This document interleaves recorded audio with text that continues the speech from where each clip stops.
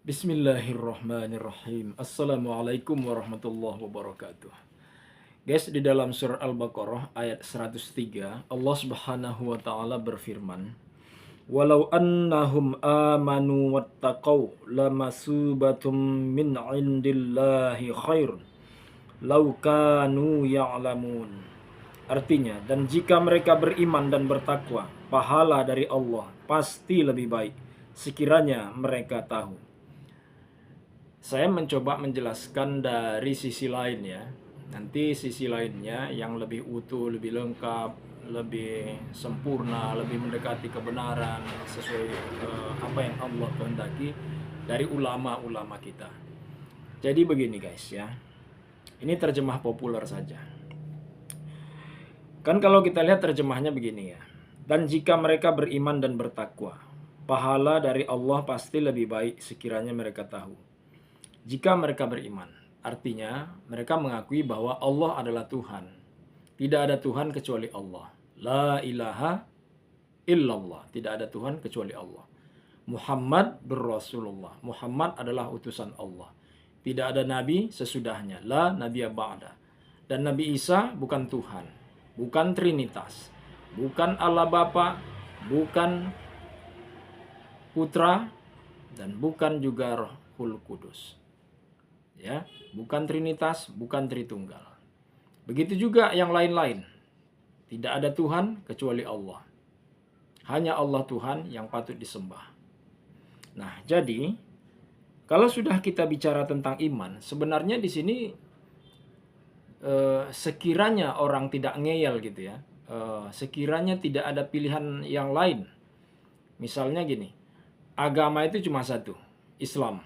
Agama lain tidak ada. Nah, selain itu misalnya ada kepercayaan. Nah, yang mengakui juga ada kekuatan lain selain kekuatan Allah Subhanahu wa taala. Atau katakanlah mengakui satu hal lain sebagai suatu sesembahan. Ini kan berbeda ya, suatu kepercayaan dengan suatu agama jelas berbeda. Karena apa? Karena kalau agama pasti punya kitab suci. Kalau aliran kepercayaan dia tidak punya kitab suci. Kalau dia punya kitab suci, ya bukan kitab suci namanya, karena bukan agama. Karena kalau agama itu kitab sucinya dari Tuhan. Nah, kalau aliran kepercayaan, kalau mereka bilang punya kitab suci, ya mungkin yang mereka buat-buat sendiri, kan gitu ya. Nah, jadi kalau sudah cerita iman, sebenarnya tidak ada tawar-menawar. Allah Tuhan, ya Allah lah. Kalau tidak, ya tidak ada Tuhan bagi dia. Kan gitu. Nah, kemudian karena dia sudah beriman, maka dia harus bertakwa. Oke guys ya.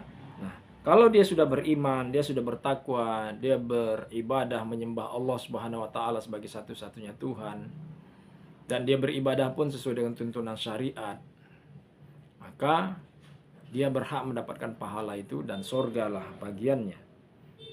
Kalau mereka tahu.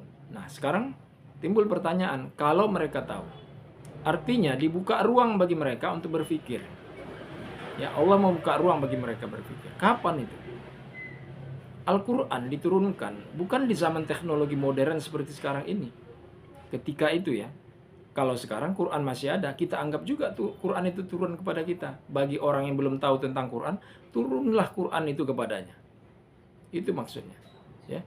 Jadi bagi orang yang belum Islam, belum tahu tentang Quran, lalu dia membaca Quran, itu sama artinya Quran turun pada dirinya pada masa ini, kalau dia membacanya pada saat ini. Tapi Al-Quran pada pertama kali turun pada saat orang-orang masih di zaman jahiliyah. Tidak ada teknologi, tidak ada ilmu pengetahuan di mana orang menuntut ilmu sampai perguruan tinggi. Khususnya di Jazirah Arab, Makkah dan Madinah. Ya. Nah, jadi oleh sebab itu, firman Allah Subhanahu wa taala itu sebagai Tuhan tentu kan gak mungkin kita bisa tawar-tawar. Masa firman Tuhan ditawar? Masa firman Tuhan diperdebatkan? Nanti kami analisis dulu. Nanti kami selidiki dulu. Nanti kami musyawarahkan dulu. Nanti kami teliti dulu. Hasil penelitiannya nanti kami sajikan dalam bentuk makalah, diseminarkan. Kalau nanti orang setuju, ya kita lihatlah bagaimana. Kalau tidak setuju, ya apa boleh buat. Ya mana ada firman Tuhan seperti itu. Itu ruangnya ruang keimanan. Tapi Allah Ta'ala memang membuka ruang bagi orang untuk berpikir. Tentu saja dalam hal ini terhadap ciptaan Allah. Kalau terhadap Allahnya sendiri, kita yang tidak mampu, ya. Karena kita tidak mampu, ya, mencerna bagaimana zatnya Allah, memikirkan bagaimana zatnya Allah. Karena kalau kita paksakan memikirkan suatu zat yang kita tidak mampu, saya pernah melihat ada orang yang error ya gara-gara itu. Maksudnya jadi ODGJ, dia jadi gila.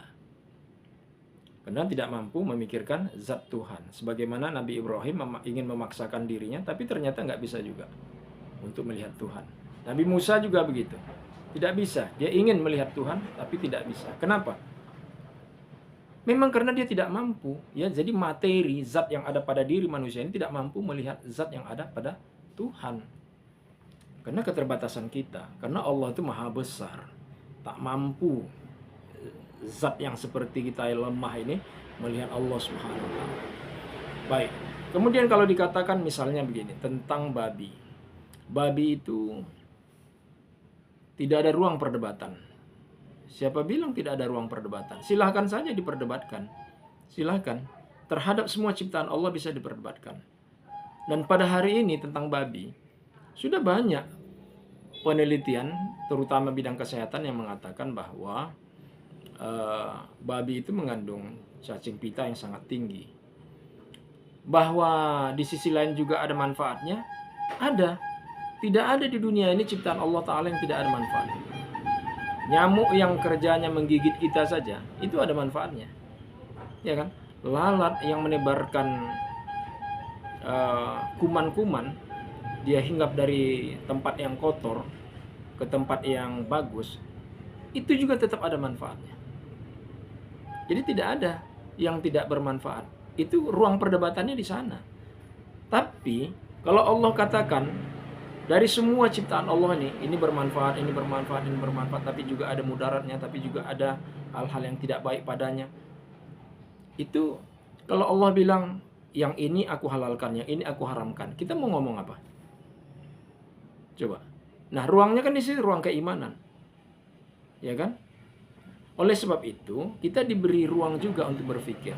Kan ini ada hikmah sekarang bahwa sekarang ini kita paham lah sebenarnya bukan cuma sekarang, dari dulu agama itu banyak. Tapi yang benar cuma satu. Inna dina indallahil Islam. Sesungguhnya agama yang mulia, yang benar, yang diterima di sisi Allah adalah Islam. Wa may yabtaghi ghairal islami dinam fala yuqbal minhu wa huwa fil akhirati minal khasirin. Barang siapa mencari agama selain Islam, maka agamanya tertolak dan dia termasuk dalam golongan orang-orang yang merugi. Nah, ini memberikan ruang kepada kita untuk memikirkan kenapa agama banyak. Ya kan? Setiap agama mengakui punya nabi, punya Tuhan, punya malaikat, punya kitab suci.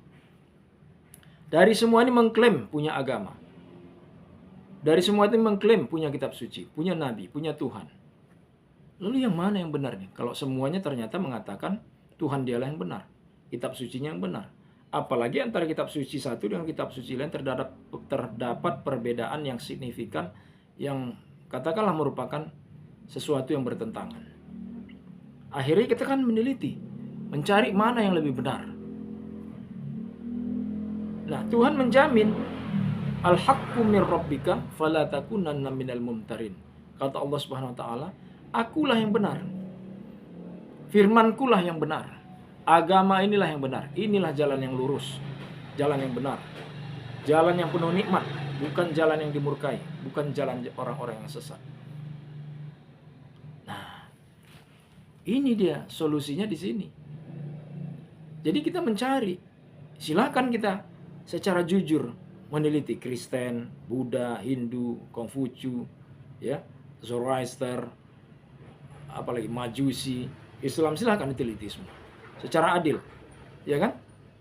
Lalu kita buat keputusan, bukan cuma meneliti saja, buat keputusan. Lalu pilihan saya kemana, ya?